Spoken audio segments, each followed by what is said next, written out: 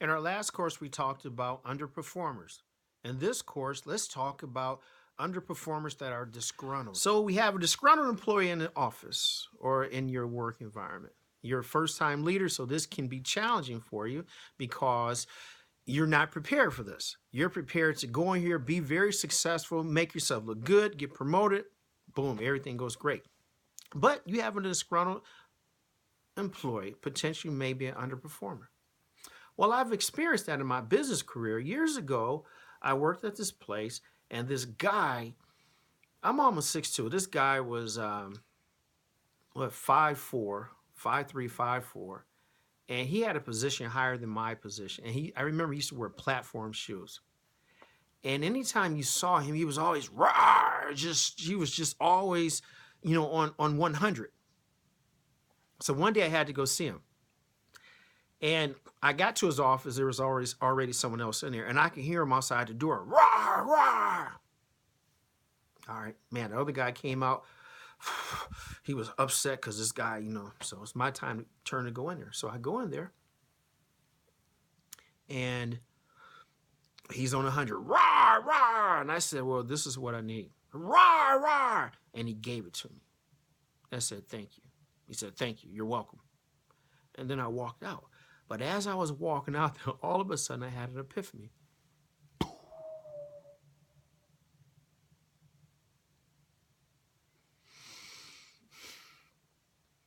I realized that's who he is.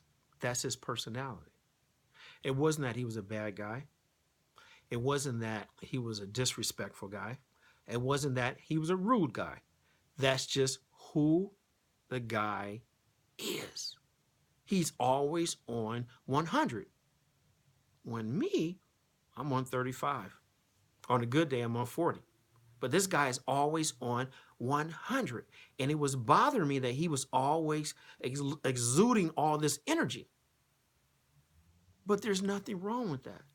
As a first-time leader, you're going to meet people with different means of communicating than you do. You're going to meet people that express yourself different than you do. You're going to meet people that are on 100. And when you see these people, don't instantaneously classify them as underperformers or rude or anything like that. Say to yourself, that's who that person is. As long as they are performing, as long as they are not disruptive to the culture, as long as you're getting what you need out of them, that is whom they are. And you can't do nothing about it. I've met inexperienced leaders over the years to say, oh, fire him, get rid of him, put someone else in that chair.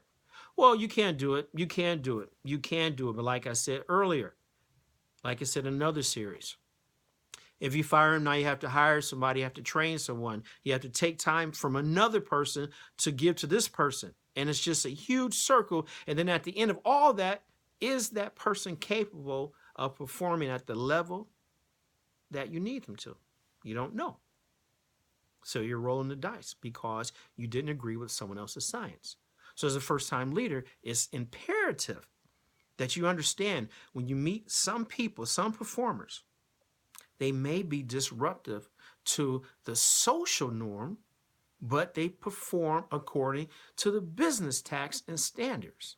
They perform to the business tasks and standards.